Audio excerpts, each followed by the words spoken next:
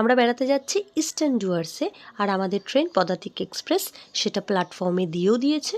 ট্রেনে উঠে seat number খুঁজে আমরা বসে পড়লাম। বসার পর দুজনে একটা সেলফিও তুলে নিলাম, এটা স্মৃতি হয়ে থাকবে। পরের দিন দুপুর 12:30-1টা নাগাদ আমরা নেমে পড়লাম আলিপুরদুয়ারে।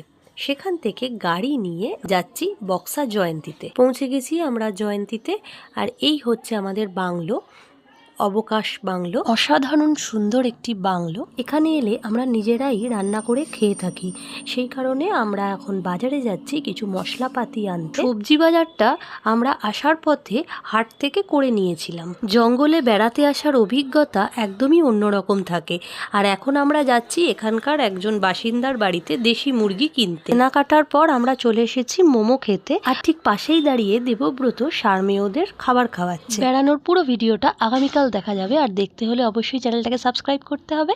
টাটা।